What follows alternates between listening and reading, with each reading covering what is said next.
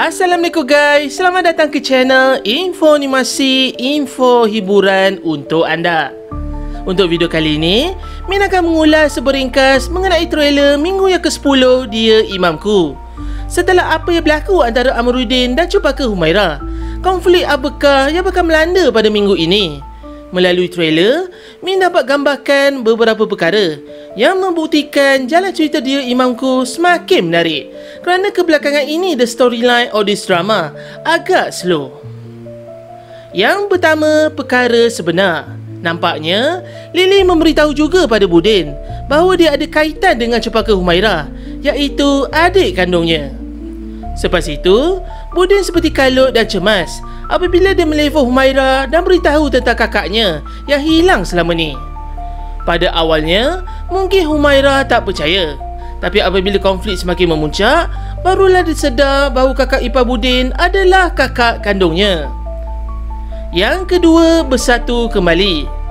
Setelah Budin tahu Lily adalah kakak Humairah, dia beritahu pada semua orang yang ada kaitan dengan keluarga Lily.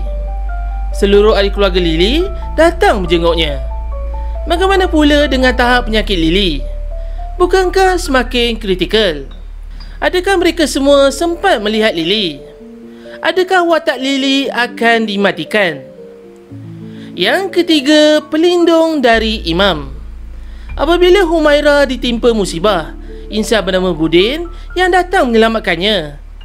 Dari saat itu, barulah Cempaka sedar Budin adalah imamnya yang paling tepat dan bukannya Rafiq.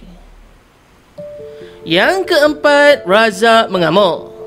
Kenapa Razak mengamuk? Rancangannya yang sentiasa gagal membuatkan dia sangat marah dan beremosi. Setelah Datuk Orchid telah menjumpai semula anaknya Lily, makanya perkhidmatan Razak sebagai penyiasat persendirian yang penipu tidak diperlukan lagi. Tambahan lagi, dia sentiasa gagal untuk cederakan Humairah. Yang paling menyayat hati, tergamaknya Razak membunuh Hakim dengan mencampaknya dengan begitu kuat sekali. Pada tahap ini, mulalah kesedaran dan keinsafan pada diri Rafizah setelah melihat sikap adiknya yang semakin tidak waras. Yang kelima, fasa memujuk. Apabila dalam fasa Humairah memujuk Budin, nampaknya dia tidak jadi kahwin dengan Rafiq. Tapi kenapa? Adakah Rafiq sudah tawar hati dan tak cintakan Humairah lagi? Ataupun Rafiq ikut juga kehendak mamanya untuk dijodohkan dengan orang lain? Amir tu macam mana Ahmad cerita? Kesian. Mek! Mek! Mek, ingat Allah, Mek. Ingat Allah, Mek. Aku cintakan dia sepenuh hati aku. Aku tak pernah cintakan orang macam Jiban, tapi juga dia kalah. Aku kalah dengan perempuan, Mat. Aku kalah, Mat. Nama isteri Amir Cempaka Humairah. Saya ada bagi tahu akak ke nama penuh dia? Nenek dia, Nek Bunga. Datin Orchid yang bagi akak pinjam duit kan? Bapak mentua Amir, Datuk Malik.